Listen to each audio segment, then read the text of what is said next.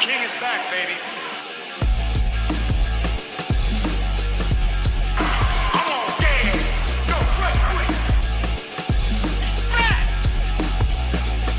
You there, sitting at home, acknowledge me.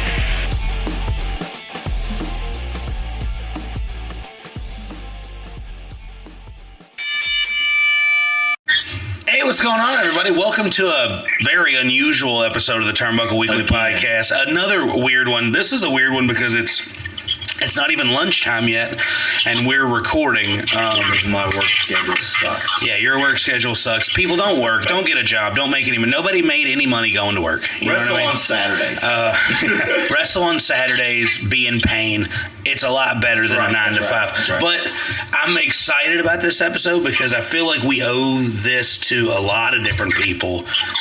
We had this guy on with his tag team partner. But I felt like we were jumbled. I wanted to get an hour out of each guy, so we're just going to go ahead and start. We have one half of the WWA Tag Team Champions. A very, very sweet guest today. Sweet guest. I like that. So he's even making noises about it. And he's the WWA Rookie of the Year. That's right. For 2025. One half of Natural Causes. Ladies and gentlemen, Landon Sugars is back on the podcast. What's going on this morning, buddy? I'm doing good. I'm excited to be talking. I've really not hearing someone say Rookie of the Year and Tag Champions. Kind of cool to hear them back to back. First time I really heard it. Really cool. I'm enjoying it. And it's like what, less than 12 months into the actual debut for you? Like, yeah, I think I'm going on 9 or 10 months. Because April will be 1 year. see, look at that. See, but that's a testament to like how over that you guys have gotten yourself. Like, not even just with like your hometown crowd, which we saw you win the tag team championships in front of, which I want to just jump right into that. How did that feel? I mean, barring Michael Caden kicking your balls into your throat, but like, how did it feel to be sitting there with your mom and your dad and your brother and your cousins and uncles and aunts and grandparents and everybody that was there to see you win that? How'd that feel to hold that belt up in front of all of them? I feel like this is the only way I can put this when I talk about this, just to make it show how important it felt to me. It felt just as important or as more important as my first match at the school. It felt like the same energy, maybe even more during that entrance. It felt amazing. It felt like after I came back from it, I was like, that felt just as like electric as the school match, the first match I had. And that's just how I know it was something special, that he compared to that to me. It was a great match. Like, everything was solid top to bottom.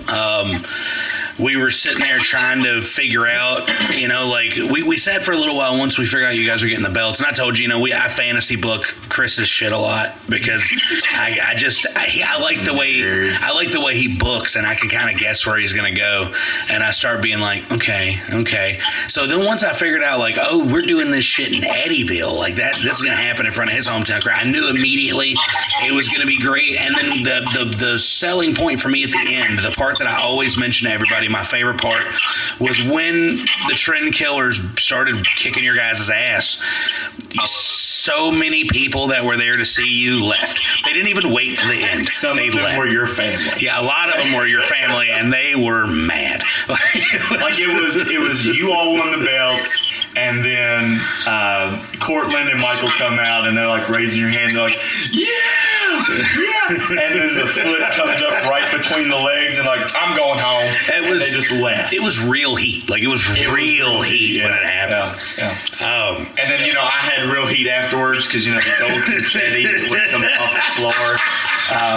But we're gonna bypass that because it was such a wonderful night, and I just kind of let it roll off. He was so upset about cleaning up after those poppers you bought. He was like, "There's so much. It won't come off the floor." It wasn't that bad until like I had already went to put like all the stuff back up in the janitor's closet, and I'm coming back out, and Rhonda's sitting there, and she's sweeping, and she goes, "This gold confetti, man!" And it's like I had a life flash before my eyes moment, and I was like, oh my gosh, she's right. And I saw Landon, I made a beeline for him.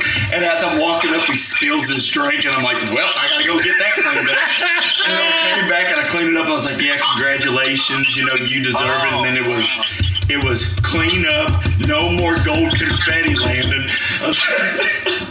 It was great, though. It's such a good The funny night. thing about that is I heard Terry, I think at one point during the day, I think it was Terry that told Danny, someone told Danny, he was like, well, you got no confetti to clean up tonight. And I was thinking, I was like, they don't know we got 12 poppers in the back, do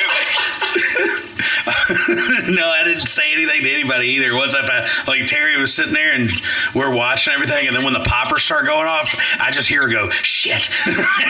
I saw your mom walk in with those, and I was like, oh, those are cool.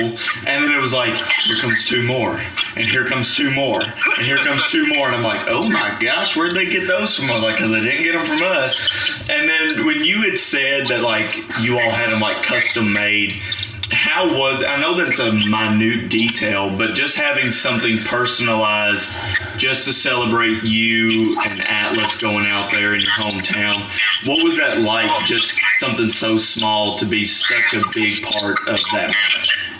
Well, see, here's the thing about that. In wrestling, a lot of things happen on accident. Those poppers were originally for Halloween Hell for the ladder match. Okay. But then we didn't know at the time that like our entrances were going to get cut to go straight into the match, which we didn't know that at the time. And then me and Jace were like, well, Eddyville's coming up, and we kind of found out around that time that we knew what our plans were, and we're like, Jace was like, why don't we just save them for Eddyville, make the moment more special? So I'll kind of give the credit to Jace for that one, and it made that moment 10 times better that night. All those gold and purple confetti coming down, minus Marauder popping one a little early, but it was That's really who cool. did that one. yeah. But no, I'll give the credit to Jace for that. That's awesome. So Marauder was not on time for that, right? Yeah, you'd think it'd be weird, a guy who's like Marauder time. Right, Marauder time. Bad timing. I'm sorry, Marauder. We love you so much. We do. But you know, and there's another thing I want to mention about Eddyville that a lot of people don't realize. Like I didn't realize until you told me.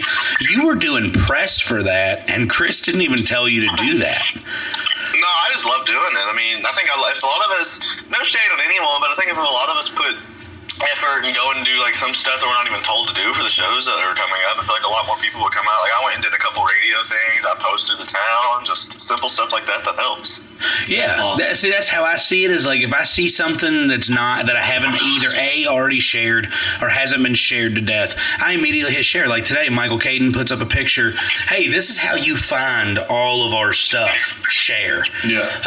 It's a lot of Michael Caden because that guy's like I don't know how he. I don't know that, and I don't know how he keeps up with some of the facts he keeps up with. He posted this like 7-paragraph thing about like things that have happened that were unusual this year, and how he remembered all these things. I don't know, but like so I'll share that. He did it last year too. He's just, I don't know how he keeps up with all of it. I'm glad someone does. And like I seen that post, and I was like, I'm feuding with him, but this is a good post. I'm glad to share it. We all know that like something will happen, and he's got a little notepad tucked up in his beard. He pulls it out, writes it down, shoves it back in there, and goes about his day. Wow, the beard hate was real on that. It's not hate. A beard is a very impressive thing. Now let me tell you something. I'm going to tell you guys a story that you guys probably don't know that happened Saturday. Is Cortland Moore. He played a prank on me. He ribbed me in front of the crowd. Really? And then came up after the show and told me about it. I'm on camera, and he comes out for his match. And I've got, I've been doing a thing where I get the camera shot of the Tron, and then I bring it down and I zoom it in, like I'll bring it down in like a cool angle to hit the entrance, and then I'll go from there. Well, he comes out and then he goes, nah, and he just walks back through the curtain. He goes back through the heel side. He comes out through the babyface side while me and Jen are staring at each other, and then Cortland just goes, I'm right here, stupid. And I was like, That's because you were still facing the heel side. Well, yeah, because I was looking for him to come out, and then I was like, oh, well, I guess we're waiting on the next guy. And as soon as I turn it, then I see him come out. He goes, I'm right here, stupid. And I was like, bro. And then after the show, he's laughing at my expense. I hope y'all kick their asses in Owensboro. I swear. I'm so excited for that match. I cannot wait to wrestle them. Gold Rush. I'm sure y'all have heard me tell this story before, but like the first WWE show I went to, the Trend Killers won their first WWA Tag Team Championships in the very building that we won our titles in. So it's such a full circle moment there, and now getting to wrestle them as like our technically kind of first actual title defense, like announced one. So it's really cool full circle to do that. It would have only made it more full circle if you kicked them in the nuts first. Oh, they've got a nut kicking coming. Oh yeah, dude, that was. I might miss, but We didn't even have to say that. Oh, so funny story about that. So we were sitting there, and you and Santos were doing your practice match at the last Saturday, and we're sitting beside Bo Sawyer, me and Caleb. And Santos goes to rake your eye, and Bo goes, he can't see, and you're raking his other eye. And I said, maybe he's trying to fix the other one. Well, that's my. Well, see, I guess I wasn't looking at that because I was talking to Thomas. You were talking to Thomas. Did he rake the good eye or the bad eye? I don't know. I couldn't tell. Fucking Santos. Turn back. either eye would be the bad eye. Which actually brings me. We want to get into that too because it brings it's a me. good story. That actually brings me to a really good segue. Like also leading up into your tag team title match, you got invited out to a thing where you got to talk to children with visual disabilities and just kind of show them that like, hey, it doesn't matter. Like as long as you can see a little bit, you can do a lot of stuff. You know, you got to use your range of vision. I'm imagining it was a lot of the crux of your conversation. What was that like, and what did that mean to you to be able to give back in that way? I really appreciate you asking that question because that means a lot. That means a lot to me. Like in some aspects, it means a lot more to me than the wrestling does at some points. Because when I was little, growing up in school, there these things called like Vision Day, and I'd go out and meet other kids like me that had the same disabilities and people who struggle with. And then I got invited to this, and they wanted me to come in. I was like a sports exhibition thing. Wanted me to come in and just showcase how just because I have vision issues doesn't mean I'm not doing what I love. So I went in there not really knowing exactly what I was going to do.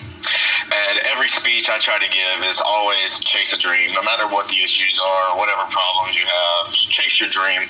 But I went in there not knowing what to do because obviously I didn't have a wrestling ring. So I went in there, gave my little speech, and then I think some person in the crowd said, "Can you show us something?" So then 15 minutes later, every kid in that room did a side headlock takeover to me. So Dude, I saw that. I enjoyed it.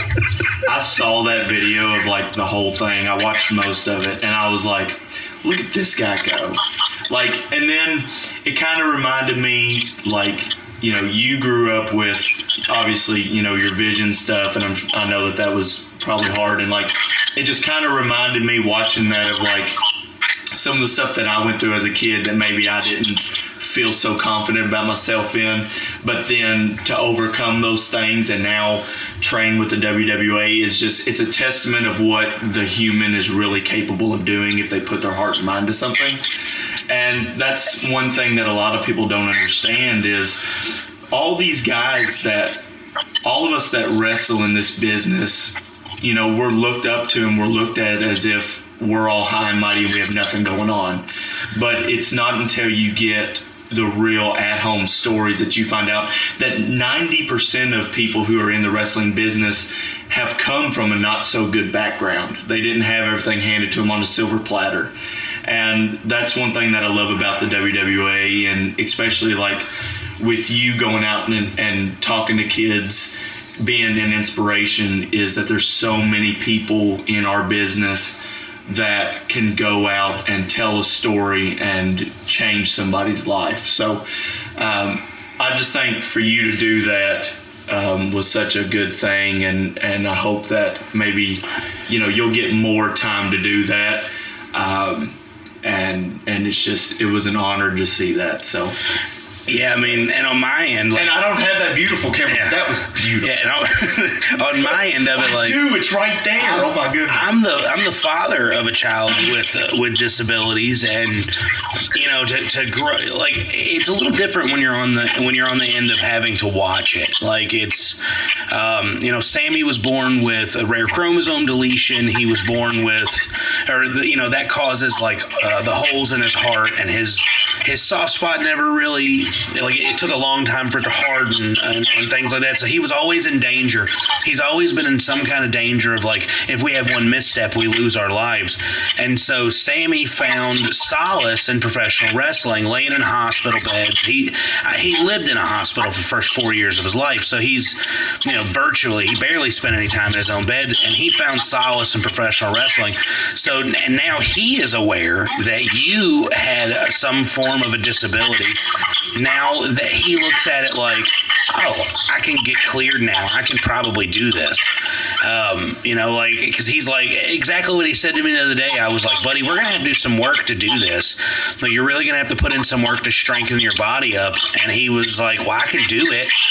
And I was like, I know you can do it. And he says, Sugars can't see that well. And look, he's in there doing it. If he can do it, I can do it. And I was like, hey, do your thing, man. So I want you to know that, like, there are people out there who see what you're doing, and they may be experiencing the same thing. They are looking up to you. You are making a difference. If you ever doubt that, I don't want you to do that. You're definitely making a difference with some kids for sure. Maybe even some adults who don't want to be like, oh, this kid's inspired me. Like, you're doing some stuff out there, man. I appreciate that. I really hope.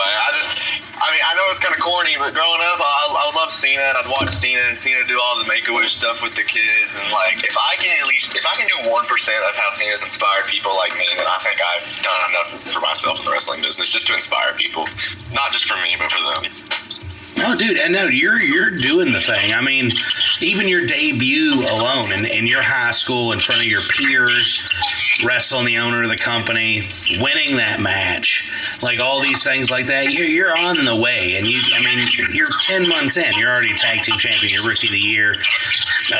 Speaking of that, did you know that you were going to win that award beforehand? Because I was super curious if anybody knew. No, I had no clue. I honestly thought Alpha, or I was hoping if I didn't win, I was hoping Jace would win, but I felt like Alpha was going to win that, because man, look at Alpha. Came in, dominated, straight to the main event picture. Alpha is just a freak in the ring. He can do stuff that he should not be able to do at his size, and I was like, Alpha's probably got this in the bag. And then Thomas, I had called my name, and I was halfway through that, I was like, is he talking about me? Is he? And I was like, and then they called my name, and when they called my name, I just dropped my head and started crying. I'm emotional when it comes to stuff like that.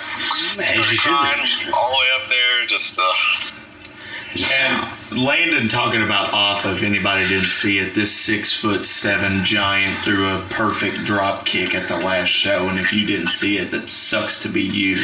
Look, but I can say from firsthand experience that if you think that Alpha is a beast inside the ring, I hope that you have earthquake insurance, because you're going to need it as soon as it... Funny story, I'm going to segue off of that. So I told Casey, and I didn't tell anybody else, so funny story. So, as long as we've known Alpha, I've always seen him drive a big jacked up truck, something that needs to fit this night. So we were the first ones to Livermore. We got there like 12:10, I think. What a shocker.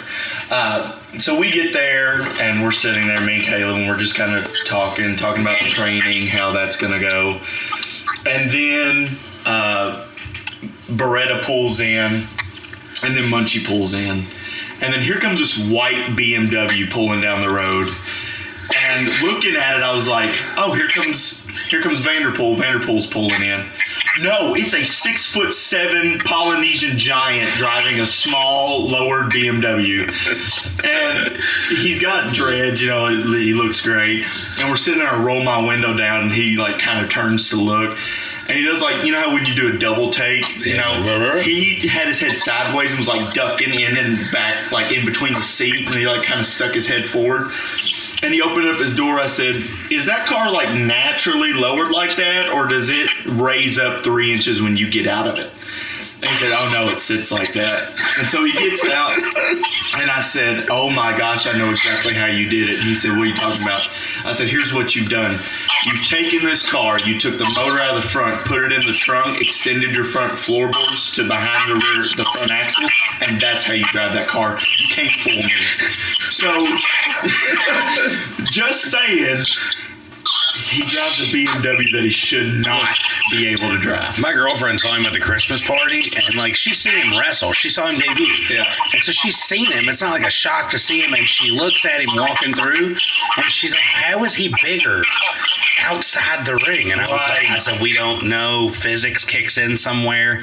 But see, that's another reason. Like I sat there and did not expect Alpha to get Rookie of the Year, only because like the exact words used to us about him by Chris was like, when he came in and we had him on spills, we were looking at him and we're like, we can't have this guy out on the floor. He was out there one time in Litchfield, and that was it. I saw him sitting down. He wasn't even standing. I just don't want you to sell yourself short, buddy. Like, he's big and he's athletic and he's really good, but like you're selling yourself a little short here, man. You really put the work in for this. This is a big deal. I didn't expect anybody else to win it. I didn't think for even a moment anybody was going to win it but you.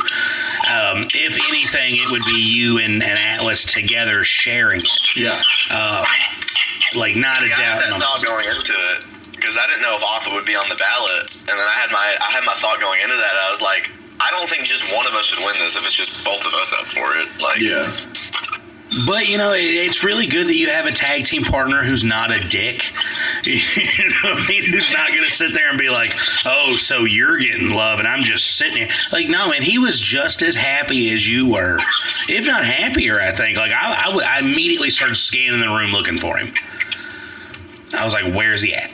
Where's he at? I got to see what his reaction to it is. It's the same thing on the Most Loved. I immediately started looking at Willie. Yeah. And I was like, waiting for him to hear his name, and then like everybody who I thought was going to win a thing, I just started watching them to see what their face looked like when their name got called. Yeah, and it was a really special moment. I mean, we are definitely super proud of you, buddy. That's another reason why I was like, we got to do this extra hour thing, because my favorite part about Saturday, what really bummed me out about not being able to show up early this Saturday, was that you get there early, we get there early, while these guys are training, you and I are sitting in the barricade just bullshitting about wrestling. And that's one of my favorite things in the world to do, which is what I kind of wanted to segue into now, is where we can just say, you know what, you're a tag team champion now. We know what, you know, we talked about that. We talked about this thing here. Now I just want to get some, like, I just want to talk about wrestling, like, real bad, because there's some stuff going on that I want to rant about to somebody and have somebody not tell me I'm wrong.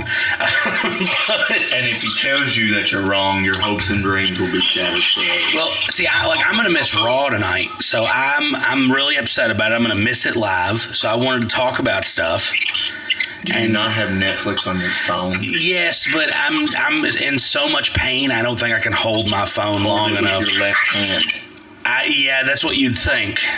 You're left-handed anyway. You hurt your right hand. Yeah, no, I hurt my right shoulder. I'm left-handed. My goodness. But what's going to happen is they're going to have all that bullshit on my arm, all the whole, you know, they're going to have the cuff on my arm, they're going to have this thing on my arm, I'm going to have to hold it like this, and then when my blood pressure starts getting taken, I'm going to have to drop the son of a bitch. No. And our hospital's Wi-Fi sucks. Our hospital sucks in general. I'm afraid. Don't go to our hospital. I'm not driving an hour to go get an x-ray. I could barely drive here without puking. It was so bad. 6-minute drive. No, guys, tonight Chris Jericho's coming back, right? Like I think so. I don't know. I mean, there's a possibility. I would love for Jericho to come back tonight, just for him to come back, but like, would they save it for the Rumble? Would they? I mean, a month away. I would want them to save it for the Rumble. That's what I want. I don't want Jericho to come out tonight. I really want that Rumble pop. Yeah, but you know that if he comes back at the Rumble, and there's been all these rumors going on for 6 months that he was coming back to WWE, if they bring him back to the Rumble, there's a chance, like they've done before with other people, that they'll put him as a one-off, or they'll, you know, if they bring him back at the Rumble, he needs to win the Rumble. Just Chris Jericho's 55 years old, buddy. It's fine. He cannot win that. He's 55, but he's still a legend that does not die yet. He's 55. He's a 9-time world champion. We're good. We're good.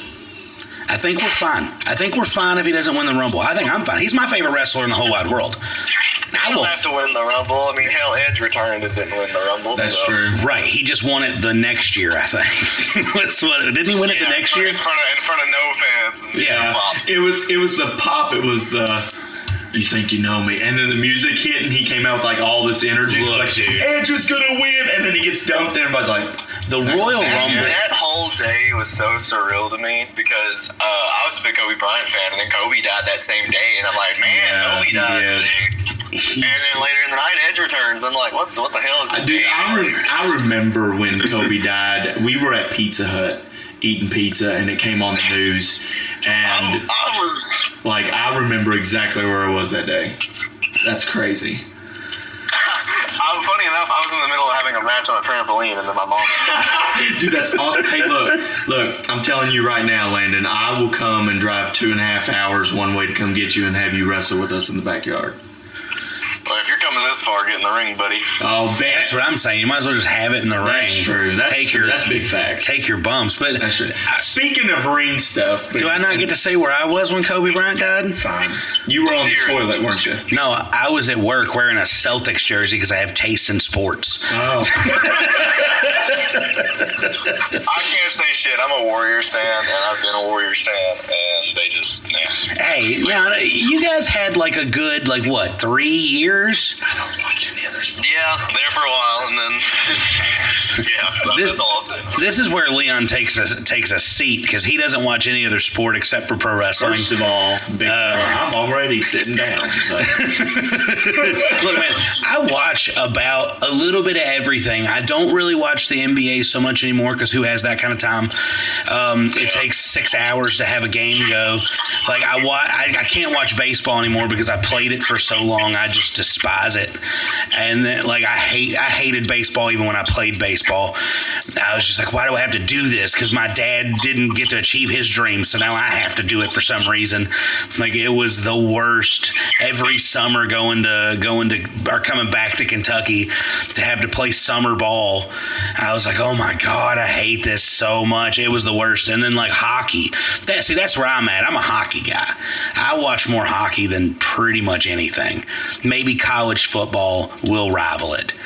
But even then, the college football I've kind of been easing up on because my dear coach Saban retired, and my heart hasn't healed from him not being Alabama's coach anymore.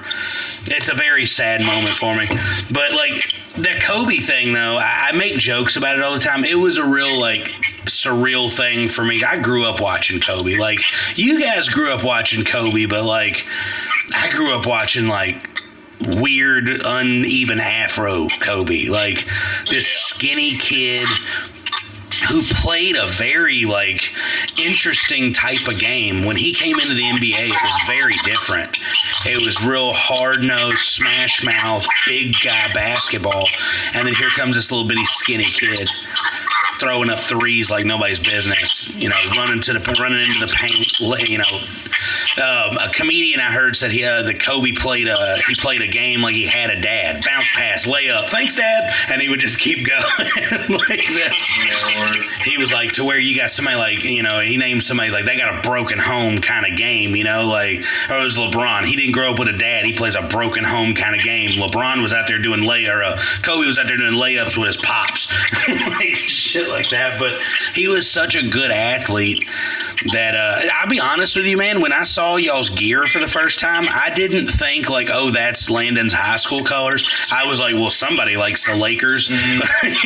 It's someone's a big Lakers fan. I get that all the time. I'm it was our school color. Well, it's my school colors, and I don't know. I like the mixture of purple and gold.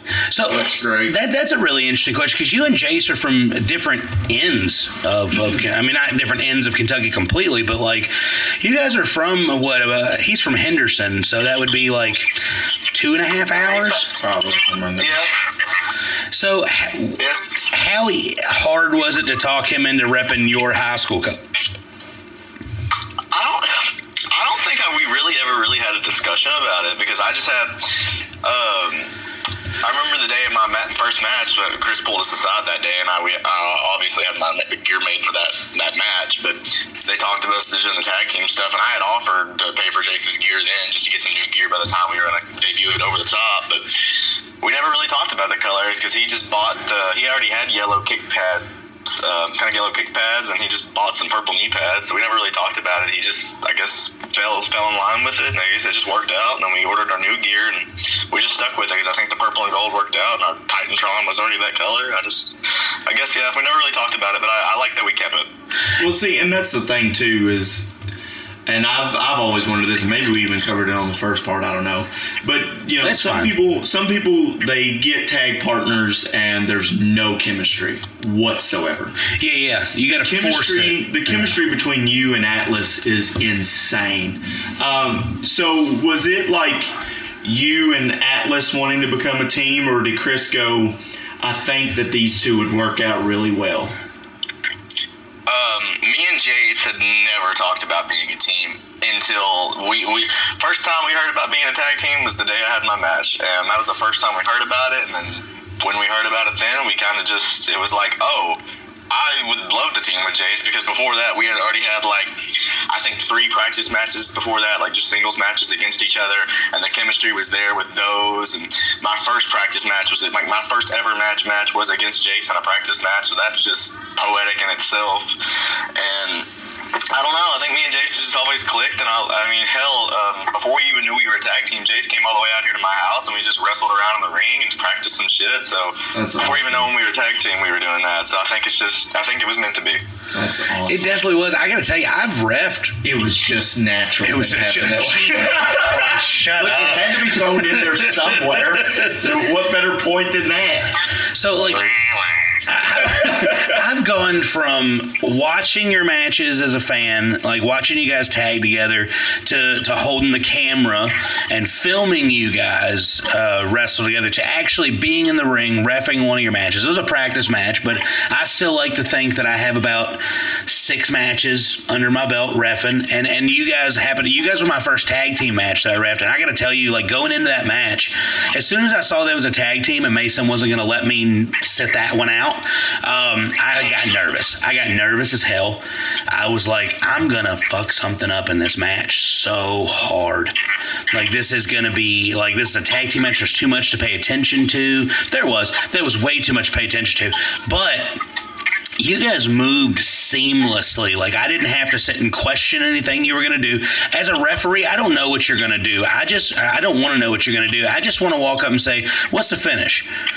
And then that way I know what I'm looking for, because I'm going to count the 3 either way it goes. But I just want to know, like, what I'm actually looking for. So if I can save it, if I got to do like a little swipe, I can. I'd prefer not to swipe. But, like, I want to count the 3. And so you guys just move seamlessly. It's like I can't explain it. It's really weird to me after seeing that and knowing that Chris hates tag team wrestling as much as he does, but he seems to have this talent for putting good tag teams together. It doesn't make any sense. It's a love-hate relationship. It makes no sense at all. Like, so that's another thing is, like, is it, whenever he put you guys together, because I'm imagining it was Chris that made that call. Would that be accurate?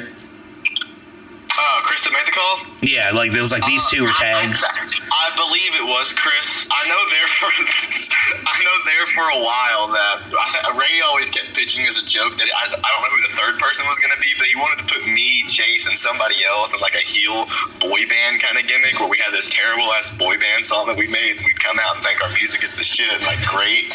Like, Ray no. I was going to say like 3 Count. Oh. 3 Count was a boy band. Yeah, like that was the idea behind it too.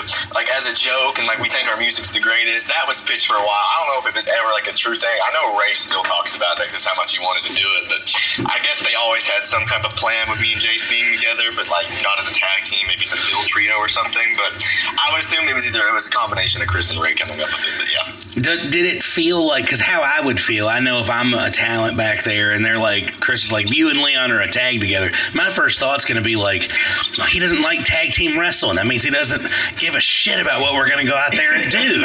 And it would just... See, you can have that perspective, but I've never told Chris this, but like I know he hates tag wrestling, doesn't like tag wrestling. My mindset with that is, I'm going to make him like tag wrestling. Yeah. I'm going to make him care about tag wrestling. And apparently he digs something you're doing, because he's looking at y'all and being like, hey, we got these 2 kids. I mean, you guys are kids to me. That's how I see, like, even... Now you're making me feel old. What do you mean? You said that they're kids. They are. Oh my God, Casey, you just reminded me that I'm about to turn 27. Oh, Yeah, I mean, one of them's not old enough to drink. The other one just became old enough to drink. I know. Oh my gosh, I'm old. You know what I mean?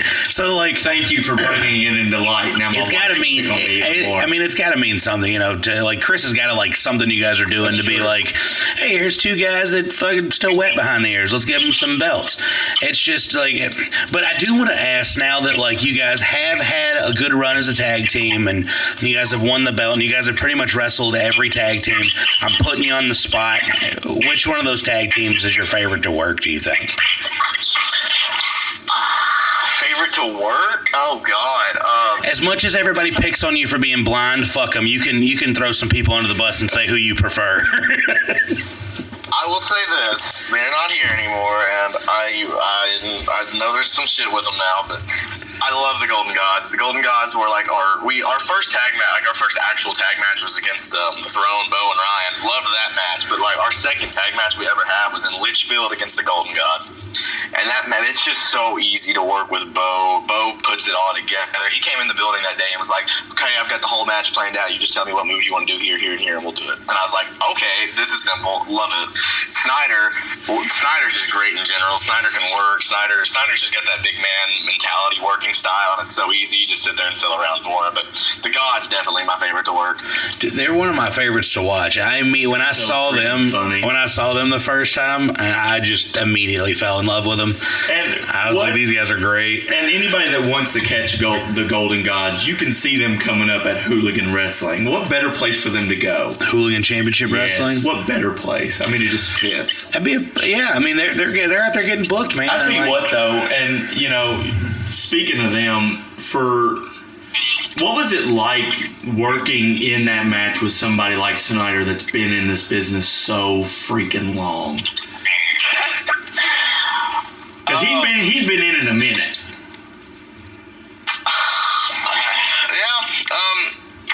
I will say this: I didn't know that was the God. We know everyone heard the Gods say that they were leaving at the Christmas party. Did not know that until then, but did not know that their last match was us until like the week before. Because I knew they were leaving, but like I asked him, I was like, "When's y'all's last match?" He goes, "With y'all." I was like, "Okay, that's cool. That means we have to do some type of great match to send y'all off." Yeah. But Snyder's just, I love Snyder. I never really take heat because I love doing a comeback, but like when I do take heat in a couple matches, Snyder's so easy to take heat. You just sit there, sell around, big man. He'll call shit for you. You just sit there. He's great. Snyder's amazing. He's hilarious too. Like he is hilarious. He's something, man. That's the thing with the Gods is that they can just get so much heat when they go out there. It's already easy for your babyface just to like be over. Yeah, I mean, what's really funny to me about specifically Snyder, like Bo is just Bo all the time. Yeah, like, all the time. When I see Bo dressed in his gear, he is Bo when he's in his Indianapolis Colts gear. Like it's the same thing. Like, he's wearing his hoodie and his jeans. It's the same guy. Snyder takes on a very weird transformation. He does. Snyder walks in and he's like curled almost into a ball and he's like limping, and I'll walk past him and be like, "Hey, how you doing, big man?" And he's like, he makes some kind of a noise indicating that he is in a lot of pain, and he puts his gear on, and you'll see him back there breaking a little bit of kayfabe, even though we're told not to do that. Chris didn't tell us not to do it, but we'll be back there, and he's still like kind of limping a little bit. And then the music hits, and he immediately goes upright and fully just standing in all his glory, walks out like there's nothing wrong with him.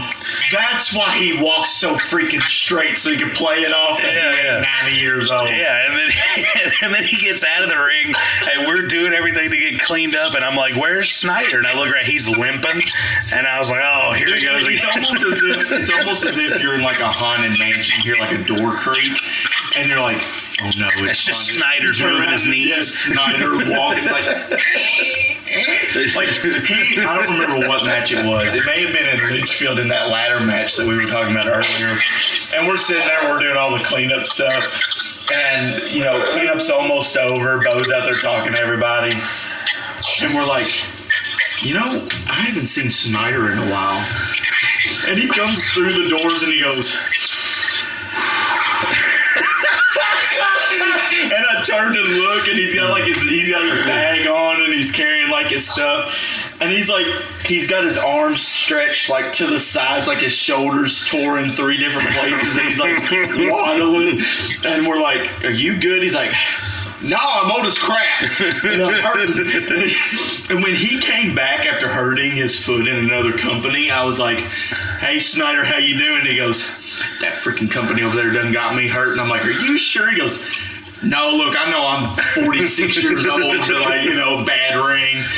And, but for him to really be in the shape that he's in, I mean, he looks great. I mean, he's got a good physique on him, and he can really play such a good part in the team.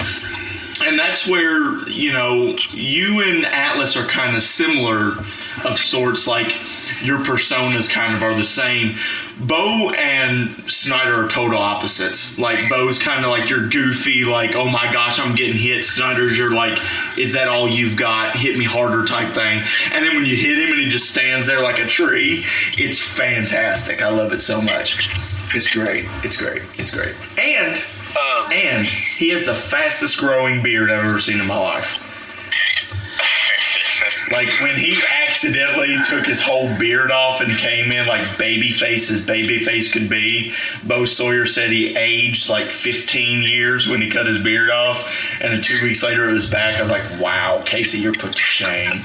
This isn't even a joke, just like an eye joke or anything, but like when people's far away from me, I have to see certain like features to see who they are because I can't see them from that far away. When he didn't have that beard and he was standing over there on the barricade, I think it was in Owensboro, he was standing at the barricade. I couldn't fucking tell who he was. I didn't know who he was. I made that joke at the Christmas party because he said the same thing to me. He's like, I couldn't tell that it was you. I look for things to identify people, and when people switch it up on me, I'm like, I can't do that. Well, I sat down at the table with my old lady, and she goes, he couldn't see. She doesn't know that you're virtually blind in one eye. So that's when she learned, as I was telling her, she goes, what happened? Did he get hurt? And I was like, oh, no. I was like, Sugars can't see pretty much. I was like, he can see a certain distance in front of him, but other than that, he's fucked. And she goes, what's that? I was gonna say, I'm just curious. Do you think it's one eye? Oh, is it both? Is it both? It's both. Oh, so I thought it was just one. I thought it was just one. Yeah, because every time like I go to like watch something of him, I'm like, hey, which eye do I look at? Like, which one's the See, that's how good you've gotten to figuring out how to move around. But then, so she's just sitting there, and she goes, she looks at me up and down, and she goes, well, he probably couldn't recognize you because normally you're dressed like a fucking 12-year-old. She goes, and now you look like an adult tonight. And I was like, listen, I'm showing up to a wrestling show. If I showed up to this show as a member of the staff and I outdressed like the champion, I'd probably get heat for that shit. So sweatpants, shirt, hoodie, that's how we're showing up. And, talking about the vision thing, that's a perfect segue because I've wondered since I've started watching you. You can see 16 feet, right? Is that wrong or is that right? 20 feet. Okay. And we have an 18-foot ring, correct? It's 18 foot. It's 18 foot, yeah. So my question to you is, and it's because I honestly just do not know, you've got guys that have perfect vision that dive out of the ring and completely miss it. And you can only see 20 feet and dive out of the ring and hit it perfect every single time. How did you get to where you were like, screw good vision, I'm diving out between the top and the ring? That's something I was curious about because I know how big the ring is, and like being out there on camera, you really get an idea of distances. Like looking at the ring, you wouldn't think the apron is as wide as it is, like that little spot in between the outside of the ropes and then going to the floor. You wouldn't realize that it is the distance that it is. So like, how did we get to where? How did we get to where that we could jump and dive like that and not have any problem seeing? Or do you just throw caution to the wind and say, fuck it and go? Well, I never thought I'd be able to do dives or shit like that. I can't springboard to save my life, so that's out the door. So the only high spot I have is my suicide dive that I never thought I'd be able to do. And I think it was in Bowling Green. It was our first championship match against Pure Pressure at the time. They just turned to Pure Pressure. They defended the belts, and Tommy was like, "I want to have a fast pace. Let's do some shit tonight. Get this crowd into it." Because Bowling Green is normally not the hottest, so we were gonna try to get them into it. And Tommy's like, "When do y'all want to dive tonight?" And I was like, "I've never dived, but I'll try it." So later on, I went up to MK and I just asked him, "This is all on MK." I was like, "How can I dive and do it right and not get hurt?" And MK said, "You just run as fast as you can and dive through that rope, and they'll hope they catch you." And ever since then, I ran as fast as I could, caution to the wind, and just hope they catch me. Can I just say, You're going to anyway, so I am going to, because I love Michael to death. He's great. He's a wonderful human being. But kayfabe, brother. Kayfabe, brother. Well, MK, whatever. He's great, and there's always that scare of, hey, am I gonna, is something gonna go wrong? And during Halloween Hell and last night, MK, like you said, hoping that they catch you. Has that ever been a fear of, even some of the moves that you do in the ring where you're like, I really hope that they catch me right, or that I can post up correctly and not hurt myself? So I'm sure that that's always a fear too. But has there ever been a move that maybe you've taken or maybe that you've given where you're like, I hope this goes right, because if not, this is going to go real bad real quick?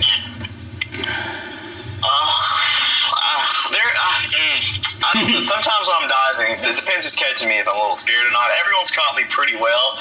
Santos Saturday that scared me. I told him to feed to the entranceway for the dive, and he didn't. So I had to just jump towards the barricade and pray that he caught me. He caught me, but I don't know. I feel like, not to dog on myself, but I feel like I'm a pretty safe worker. I don't do anything too extreme to get hurt, but there's a few things. I hate doing top rope cross bodies, because in training, my 6 month into training, I did a cross body in training off the top and hit my knee somehow on the side, and it turned into this giant ass hematoma that was down all the way to my ankle up to my thigh, and my whole leg was red. Could not walk. Went to the emergency room that same night. My leg was if you touched it, it felt like it was boiling hot, and that leg now, and if it gets the slightest hit or anything, it's it's sensitive now and just bruises immediately. It's awful. So I hate crossbodies off the top, but it just depends who catches me. Dude, I tell you what, man, you brave, because we went to the top rope in one of the training classes, and I was like, all right, this ain't gonna be too bad. And then I got up there and I stood up. I was like, this is terrifying. And then to see Alpha get up there, and Hawkins was like, yeah, there's one guy that can't get up there without somebody holding him up. And I was like looking around at everybody, and I see Alpha climb up, and he's like, ugh. And I was like, oh shoot. And I was standing there, and Tyler was like, all right, catch him. And I was like, are you freaking kidding me? No, if he falls. Some people don't realize it's when I was training and all I wanted to do was throw that top rope elbow. I kept asking, how do I throw the elbow? Right. How do I throw the elbow? And I keep getting told, you don't need that. You don't need that. Don't do that. Well, you mean I don't need it? I'm 6 foot tall. I'm 185 pounds at the time. What else do I have? I'm a cruiserweight. I'm a big cruiserweight compared to some of these other guys, but I got to do something. And so I just decided I was going to go up here and get up here on my own and figure out what it looked like. And I got to I got climbing up on the second rope and got my foot on the top rope, and I came down. I was like, maybe second rope. And then I get up on the second rope, and that's how I found out I'm afraid of heights, because it's all heights. I didn't know at that point I was so afraid of heights. Dude, I remember climbing up, and Caleb got up there first, and he's so athletic, he's a freak. And so we're climbing, and Caleb's dick in here somewhere? No. Okay. We're sitting there, and we're climbing, and Munchie was like, if you fall frontwards, do not fall backwards. I said, all right, thanks. It's a farther fall backwards, yeah. And so we're climbing, and he was like, all right, so you're going to do one step and then the other. And I remember my left foot got stuck on the underneath of the top rope, and I was like, oh my God, I'm going to fall. And so then I get up there, and we stand up, And Hawkins and Munch was like, all right, yeah, that's good. And so we get down, and I'm like, whoo, I ain't got to do that no more. At least I did it. That was terrifying, man. I was like, ah. Oh, dude. I remember in my first match, I had never done a superplex before in my life, ever. Never done one. I know y'all do. I think y'all do them in training now. Like we've done them in training since then, but never had done one. Haven't yet. Going into my match, I had bought this table. I was like, I wanted to go through the table originally, just to go through a table, but. I remember in the match, and before the match, we pitched it. We're going to do a superplex through a table, and I'm thinking in my head, I can't tell him no because I want to do this, but I'm like, I've never done a superplex before, and I'm going through a table. Excuse me, but I was like, okay, and we did it, and then Chris is just amazing. But like we're up there, the timing, all I hear is 1, 2. All right, let's do this shit, and then we just go, and I'm like, all right. Look, I'll tell anybody, from going from backyard to the cup of coffee I had in the business, the table, I would go through 1,000 tables before anyone can talk me into a superplex. I've done one, and I gave it. One. Yeah, it doesn't matter. It doesn't matter if you give it or take it. It doesn't matter, like, at all. Same thing with suplexes. Like, when I hit the ground, it feels the same as if I gave someone a suplex. That's what starts to make me, like, question things about wrestling. Like, I started looking at moves differently after realizing that, but put me through 1,000,000 tables. Light them on fire. I've been through flaming tables. Light them on fire. The superplex? Fuck that. Nope. You could not pay me enough to take a superplex. It hurts so bad. The thing about the top rope is, yeah, it's dangerous, but then you get people that do really stupid stuff off the top, like John Moxley the other night. Stupid, could have killed him. Stupid, and did it anyway. You said John Moxley the other night, or for the last 5 years? Well, last 5 years, every other night. How about that? Jesus. Like, it's stupid. Don't do stupid stuff. Which, speaking of, so I can go back to bullshit about wrestling. You guys don't know how refreshing it is to go work for a wrestling company full of young guys. Now, WWA has some vets. I mean, today's Bo Sawyer's 22nd anniversary. Yeah. Snyder's been in the wrestling industry since before Freddie Blassie. Like, which nobody laughed at that joke. Freddie Blassie, if he were alive today, he'd be like 120. Yeah, Landon laughed, but you know, Freddie Blassie would be 120 if he was still alive. Wow, he's old. Yeah, classy Freddie Blassie, man. Love that dude. But like, there's some older guys there, but there's young guys. It's super refreshing to go in there and want to bullshit about wrestling with people and hear a group of 20-somethings and some teenagers be like, AEW is fucking trash. Like, it is so refreshing that I don't have to sit and pretend like I don't like it. Pretend like I like it. And they'll be like, hey, Casey, what are you watching tonight when you get home? Not AEW. They'd be like, that's right. Yeah, on Wednesdays, we watch AEW, but that's because, like, I'm a wrestling journalist. I owe it to, our business to watch it. See, but I disagree with you there because I think that there's some companies that don't represent the business good enough to be watched. Well, hold on a second. So Landon, that's a good question for you before I get into this thing that you don't know that we do yet, and you're going to have a lot of fun with it. But I made a little game for you guys now to play. But so, how do you feel on that subject? Like I said, I'm a wrestling journalist. I feel like I owe it to not only my guests but my fans and myself that I must consume all of professional wrestling. I watched Wrestle Kingdom the other night. I don't really like New Japan, but I watched Wrestle Kingdom. I also wanted to see Tanahashi's last match. Was not a fan of Tanahashi's last match. I was very upset that was his last match. But so do you feel like as a pro wrestler that you owe it to yourself to watch everything, whether you like it or not? Or is there just a line you draw at bullshit?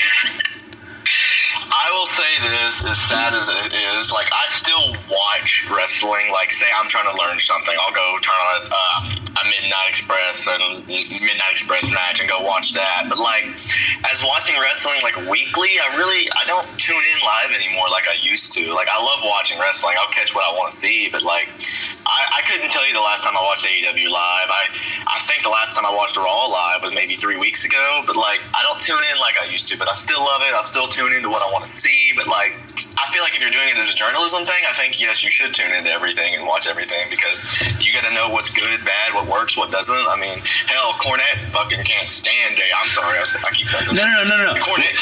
Leon can't stand AEW, but he'll sit there and watch it, and I get a good podcast to listen to and tear it apart. So don't apologize about the cussing. Leon had got to a point where he just got frustrated, and he lets us say what we want now. As long as we don't as long as we don't disparage his faith, he allows us to say whatever we want. So,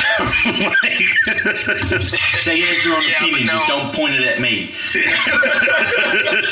I don't really watch like I used to, but I listen to Cornette every podcast, and Cornette keeps me in the loop. So, well, see, I kind of feel you on that. On the end of like, I'm a podcaster. I used to have a list. Like, if you walked up to me on the street and were like, "Hey, I need 3 good podcasts to listen to today. What 3 can you point me at?" And I'd be like, "Oh, dude, I'm listening to Rogan. I'm listening to Tom Segura and his wife. I'm listening to Bert Kreischer's podcast. I'm listening to this podcast. I'm on this podcast. Now, if you walked up to me and you're like, "What podcast are you listening to?" I'd be like, "This really obscure true crime podcast that makes fun of serial killers." I was like, "I can give you that. It's called Last Podcast on the Left if you want to watch that." That's literally the only podcast I'm listening to on a regular. And even Cornette's show, I do in snippets because it's 4 hours long, and I don't have that kind of time anymore because I literally spent like 6 hours making beats last night.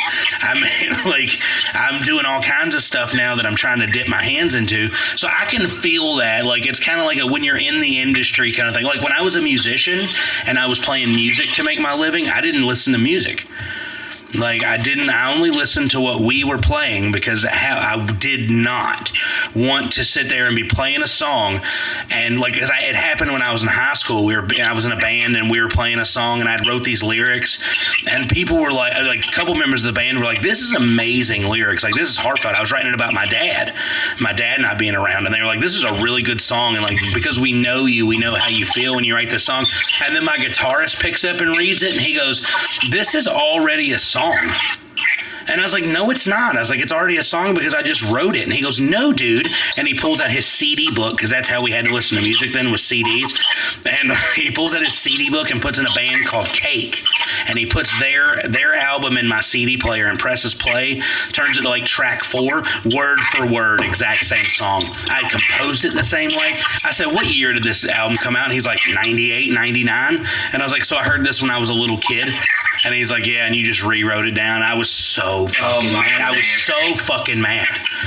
And so, like, I can understand it. Rhea Ripley for taking yours. Rhea Ripley did take my submission. I invented that move. Nobody had done it up until I did it, and I know that. Tell me how she came up, how she found out about it. Because we're soulmates. That's why. Every time she comes out, I'm holding the baby because he loves wrestling now, and I'll hold the baby, and she'll come out, and he'll be like, "Oh," and he'll get excited and see her, and I'll be like, "That was almost your mom." And Chelsea's like, "How is that almost his mom?" And I was like, "In an alternate universe, I've hit that." That's all I'm saying. Lord, don't tell me I can't do it. I bat out of my batting average constantly. Like, you go back and through my body count, and you're like, how did he do that one? How did he do that one? So, and look at them now. Hey, man, some of them, I mean, a couple of them didn't get hooked on meth. That's all I'm saying.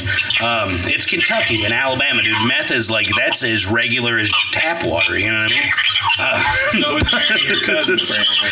I didn't marry my cousin. I slept with one of my brother's cousins. We have different dads. It's different. That's not blood. It was his cousin on his dad's side. Thank God for bad decisions.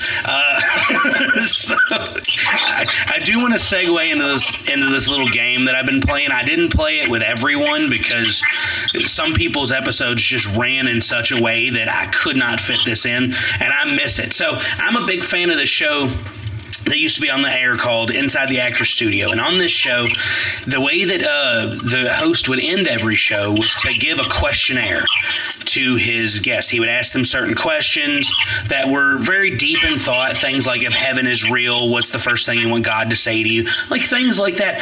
What's your favorite word? What's your least favorite word? And he would do things like, and some people's favorite words were funny. Like, Seth Green's favorite word is horse shit. Like, that was his answer. He's like, horse shit. It's so versatile what you could do with it. Somebody could be like, oh, blah, blah, blah. And you'd be like, that's horse shit. Like, it's a very useful word. So I was watching it back again, watching old episodes because I'm a nerd. And I came up with this questionnaire. And if you would indulge me for a moment, Landon, I'm going to ask you a few questions on it. I want you to give me the fastest possible answer you can give me. Just a few words. And if the question's too weird and you can't get an answer, I'll move to a new one. Okay, this could get something. Oh no, this is fun. Like Thomas did this one, and Thomas already hit one. He hit like the third question, and he was like, "That's weird," so I deleted it. The one about sticking stuff up his butt. No, that was hilarious though. The first question I have written down that I do ask everybody universally is, "What is your favorite thing about stepping through that curtain?" The energy. The energy. Bam, Boom. enough. What is your least favorite thing about your wrestling gear? Some of it's come apart really easily, more easily than I would wanted it to. Okay, there's the question that was weird that I had put a line through. If heaven is real, who's the first wrestler you hope to run into?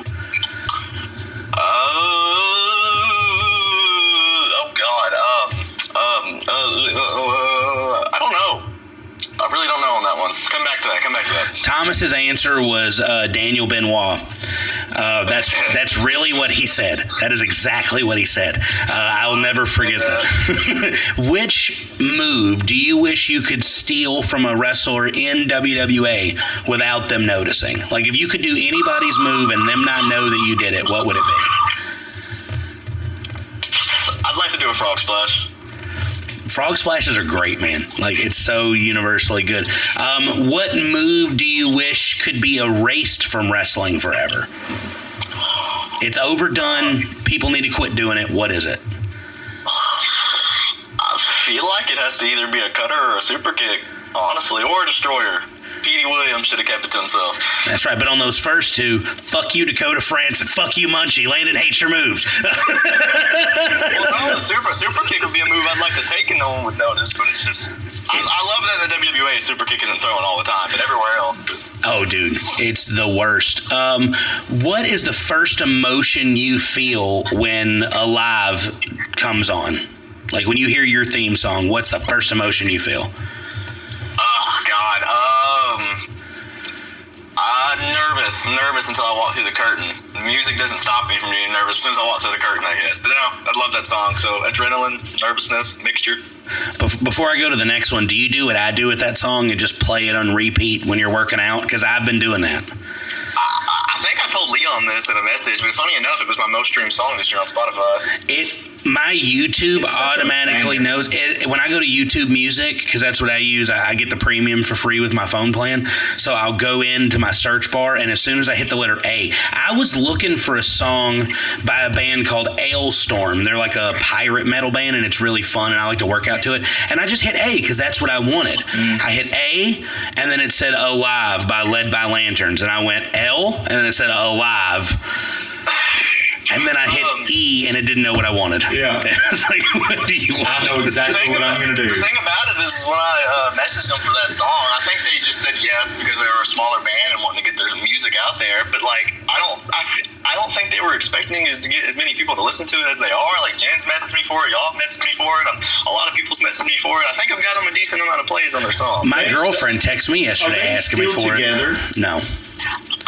I don't think so, but I think they may have split, but they put something out the other day on their Instagram that they might be coming back. I don't know. I'm going to use the next song on their album as mine. I did some research on them actually because Chelsea messaged me. Right. She went to Tell City. I let her go by herself yesterday. I kept all the kids that were at the house. There's 3 of them there, and I kept those 3 there so she could go have a break from being around a bunch of fucking children all day. And she messaged me like 20 minutes on the way to Tell City, and she goes, "What's that band that song that Natural Causes comes out to? What is it?"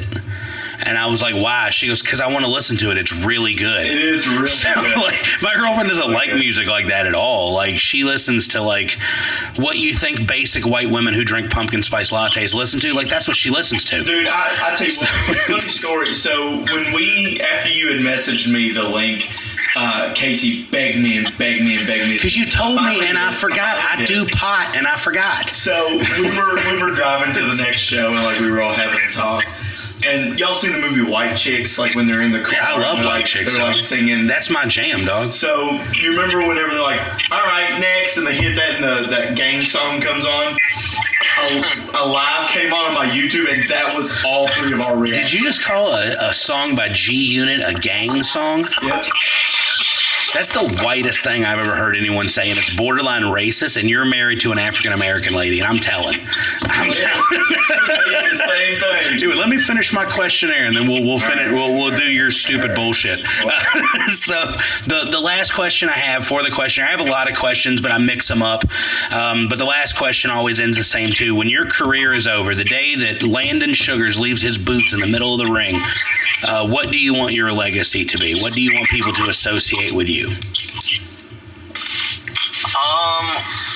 want them to. I want to be looked at as like, even if I didn't accomplish exactly what I wanted to accomplish, I hope they look at it as like, he gave it his all.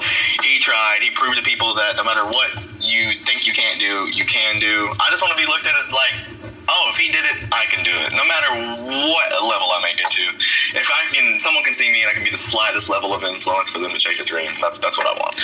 And I will tell you, you have already achieved that within my household. Yeah. As I tell everyone when they're on the show, because my son is number one, the inspiration I have behind doing the show and the motivation I have behind doing the show. He's my number one fan. He made friends with the guy's daughter who made our logo, because she's on the wrestling team and he's the manager of the wrestling team. And once he realized it was her, she's like a mini celebrity to him. He's our biggest fan.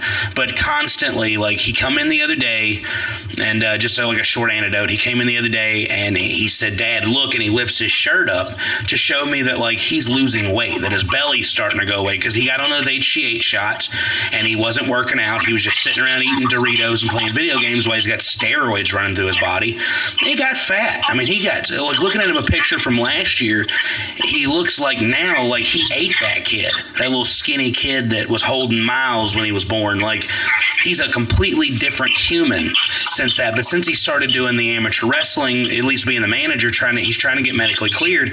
Like, he's telling me, he's like, "Dad, I'm putting in the work." And he, like, shows me that he went and stepped on the scale, showed me he'd lost 15 pounds. Like, he was like, "Dad, I'm putting the work in." And I was like, "Why?" And I was like, "Why are you pushing yourself this hard, man?" I was like, "You need to slow down, because what he's doing is pretty extreme. He's doing some pretty extreme stuff to drop the weight." And I was like, "Dude, you need to slow down a little bit." And he's like, "No, I need to get cleared. I have 4 years until Chris gives me my tryout, and I'm going to do it." And I was like, "Okay." And I was like, "What keeps you going?" And he was like, "If Sugars can do it, I can do it." Right? And I was like, 100%. 100%, man. I was like, "You have a very different issue than he has, though, so you need to be aware of that." And he's like, "No." He said, "No, it's all the same." He said, "That's what I've realized." He goes, "It's all the same." I love that. Yeah. You know, the whole many people don't know it, but a lot of people in the WWA don't really know it because I don't bring it up. But like when I was 16 or 17, I was 300 pounds when I was 16. Man. Wow. I was like, at that moment, I was like, if I'm really going to want to do this in a couple years or try to do this, I need to drop this weight. And now I'm sitting at 190, and I dropped 100 pounds in a year, and it did a lot, but like it worked. I don't know. Well, that's the way Chris was with me too. He was like, you know, get in shape, like slim down a little bit, tone up a little bit. You did. You know, I'll give you your shot. And I remember it was really that moment of like, if you're really going to do this, you're going to have to get up off your lazy butt. Working 9 hours a day ain't going to cut it. You're going to get into the gym and get it up. And that really pisses me off. But I'm not going to mention names because, like, I'm not that kind of journalist. But, like, there is somebody I know who was asked to lose some weight for something. 20 pounds. You know, 20 pounds ain't nothing. You can lose 20 pounds. I can lose 30 pounds by April. You know, I'm starting today. Wouldn't do it. Wouldn't put the work in. Like, if you want something bad enough, you're going to do it. Yeah.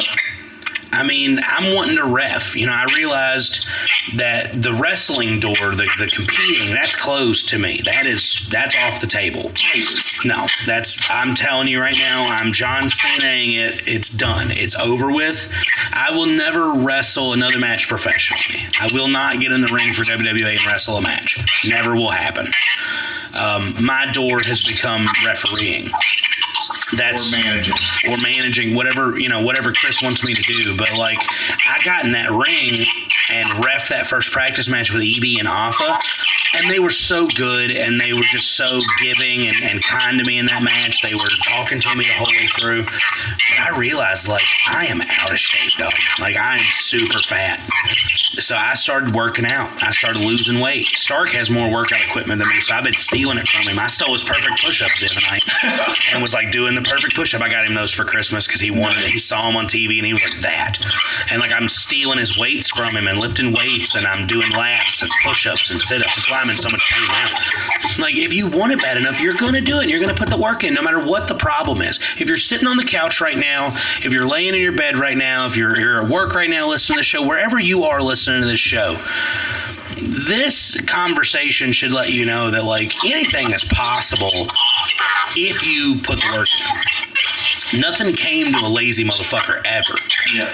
Like, that's never been a thing. So if you take anything away from this show today, it's that anything is possible regardless of the hand you were dealt, and AEW sucks. That's what you take. It's like on that Tony Khan. I can't be too heartfelt. I have a reputation to uphold. I have a gimmick I have to stick to on this show. So, you know what I mean? It's because this is a character. I tried to explain that to somebody the other day. Like Munchie, it was me and Munchie. We were talking about me reffing and me being nervous, and he was like, "What the fuck are you talking about? How are you nervous? What are you nervous about? I could see you walking around. Like, what are you nervous about?" And I was like, "Look, man, low key, I'm an introvert. When I'm on the podcast, that's a character. That's a performance. I talk to my therapist about it a lot. That's a performance. It's always been a performance. And I'm like that too. No, I'm like that too. Because like when I first started going to WWA, I didn't talk to nobody. I was in my shell. And now Saturdays are the most I talk out of any day of the week. It's just there's everyone there's so welcoming, and I love it. Like Jen's one of the people that got me to open up the most. She would talk to me, and that got me to talk, and just kept going. Well, and that's the same way with me too. Like I'm not really introverted, but like I'm more of like, are they gonna judge me? Because like, do I look weird? Do they think I'm a dude? You know, that type of thing. I'm in my head all the time, and just the short amount of time that we've been coming to the shows and working with the shows, I've realized that like nobody there is perfect. Nobody there has it all figured out. Nobody there is, you know, the top guy, the most well-known guy, but they put all their differences aside because they love each other. And, you know, personally for me, I'm so blessed to be a part of the WWA now and to have such a welcoming family that, you know, I'm not a very violent person by nature. I feel like I have a pretty good heart, but I feel like now I'm to the point where if anybody from outside of our company says something bad about somebody that I care about in our family now, they're going to have a problem. Like, it's that kind of a locker room. And, you know, they've been so welcoming to me, and I can never put anybody over enough. Chris especially, Landon, I can't put him over enough. He's been such an inspiration to me. And I'm not just saying that because he's on the show. Like, we've had these conversations, and, you know, it's such a welcoming feeling that I'll be grateful for forever. you're fucking adorable. I am. Thank you so much. But I gotta tell you, this is gonna be the time where I'm gonna start to close the show down. I do want to give you a chance, Landon, just to let everybody know where to find your matches, where they're gonna see you next, and then we'll wrap this thing up, bud. Well, this Saturday we're in Owensboro, Kentucky for Gold Rush, and we're gonna kick the Trin Killer's ass, and I'm gonna beat Cortland up in front of his wife, and I know that may sound like a little heel thing, but he beat me up in front of his family, so Jen's gonna watch me kick Cortland's ass this Saturday. But I do have a question for both of y'all, because I was curious, because you said there was like a Huddle House story or something at the last episode, or what is it? Yes. Okay. So, well, I'm glad that you still listen. Yeah. So the Huddle House episode, What? that little story. You don't. Oh, Casey's in the dark. Okay. So Yeah, I have no idea what you're talking about. Okay. Here's what happened. Okay. So we left and we were on the way home from Eddyville, and we were like, hey, let's stop and get something to eat, because I was off that Sunday. The next Sunday because I had my family Christmas. So we were like, let's go out and eat. We'll hang out for a little while, whatever. Well, we go into Huddle House, and, there's 4 of us walking in. And we were getting ready to go sit at a table. And the waiter was like, I think you all are with those guys. And we turn and look, and Danny Beasley and Rhonda's sitting there. And Mikey, we're all sitting there. So we go and we sit down. Well, then in comes Cortland Moore, Jen, Dash, and Tyler we were in Santos. Denny's. Yeah, we were at Denny's. We were at Denny's. Yeah, we were at Denny's. And so we go and we sit in. And Casey got the full view and the full understanding that Tyler Santos and me are the exact same person. And I'm going to fucking kill myself. I sat there that whole time just being like, I'm going to wreck the car on the way home. I will say that it was really funny because Tyler was sitting there and he goes, like, we're getting into like a little squabble or something. It was my Marvel hat. And he goes, why are you wearing a Marvel hat? And I go, because it's got the Hulk on it. Captain America's better. Impression is great. And I was like, no. He said your Santos impression is great. Yeah, he is cabron or something like that. And I'm like, shut up. I'm like, look, I'm not even gonna deal with you. And we're sitting there, we're talking about something. Jen walks up and she goes, make sure that you bully him because I can't. And I'm like, all right, I got you. Well, then he's talking about something weird or whatever, and then he goes into like our ages. And he goes, I'm older than you. And I go, no, you're not, big homie. I've got you beat. And he goes, oh, yeah? I go, yeah. And he goes, I'm 23. I said, big homie, I turned 27 in July. And he just stares at me like it was like sitting at a lunch table with 4th graders. My dad could beat up your dad. And he's sitting there and he goes, what day were you born? And I said, the 28th. He goes, I was born on the 24th. I said, I'm 4 years and a few days older than you, big homie. They're the same guy, and it irritates me. So I've decided to start treating Santos like it was you. I treat him with love and respect, but at the same time, it's like underlined with hate and bullying. And like him and Dash were hugging each other, kayfabe breaking. They were like hugging each other after the show, and I walked up to him and it was like perfect opportunity. And I was like, this is what Donald Trump is trying to put a stop to. Gay Mexicans dropping anchor babies all over here. This is what he's been trying to stop since the beginning. And then Santos's hard drive resets because he didn't understand what I'm getting. It's that stare. It's the kind of like the slight head turn. And it looks kind of like, huh? I love Santos to death, but like sometimes when I feel like I'm talking to him, I feel like I'm talking to him, but like I'm not talking to him. It just looks like he's completely not even. It was so funny because Jen and me were all standing in a circle, and Mikey was there too. And we're standing there, and he goes, Jen's the one brought it up, and she was telling Mikey and maybe Cortland and Munchie or somebody, and she goes, Santos and Leon are the exact same person. And Santos goes, no, and I just kind of stared at him. He goes, I can speak Spanish. And I go, big homie, you can't speak Spanish without Google Translate. That's what I told Jen the other day. She was like, I said, I love this guy. I love talking to him. And she's like, how do you talk to him? I said, well, I've realized that I think Santos up here, and I point at my head, I'm like, up here, Santos is a genius. Yes. And she goes, are you serious? I said, let me finish. I said, but there's a synapse between his brain and his mouth. So he thinks some like real thought-provoking shit up here. But when it comes out of his mouth, it's horrifically broken Spanish. And he goes, a broken bridge somewhere. well, he looks at me because right beforehand, he's like, chinga tu madre. And he was like, he goes, that wasn't broken Spanish. I told you to go fuck your mother. And I was like, yes, Santos, even I know how to say dirty words in Spanish. And like I started telling him, like, take your underwear off and send it to me in Spanish, which is real funny. And so he looks at me, he tries to figure it out. And he was like, hey. And I was like, yeah, I could say like, give me that pussy in Spanish, but that doesn't mean I'm smart. Eli, and Jen and Santos got into this giant battle about between Latinos from Mexico, Guatemalan Latinos, They're all Puerto different. Rican Yeah, they're all different. Latinos. They're all different. And he's like, we're better. And she goes, how are you better? You're all the same. And he goes, they want to be us. And she goes, wouldn't you want to be honored that they want to be like you all? And he goes, no. And I'm like, big homie, that's a good thing. Mexican Latinos are not even really like the Spanish are the OGs. Like they came over and conquered a bunch of Native Americans. It was like, you speak Spanish now. And then it's funny because like Jen has told us the story of her and Chris like not getting along. Oh, it's such horseshit. And so we're sitting there, and her and Santos are just arguing. I'm just sitting there like in this little tiny bench that's not big enough for two dwarves to sit side by side in. And we're sitting there, and they get into this thing about Santos retiring because he doesn't want to sell a move. And she's like, I'm going to go tell Chris that you don't want to sell a move. And he goes, he can't make me. And she's like, all right. So she walks all the way around, like follows Chris. Chris is like moving benches.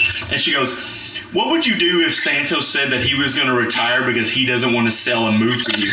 And Chris like stands up straight and he turns and he goes, oh, he wants to be a no seller. And Santos just kind of stared and like, I swear he went cross-eyed for a second behind his glasses. And I was like, you're in trouble now, dude. It was so good. But yes, apparently me and Santos are the same person. Well, I pitched the idea of me and him being a tag team.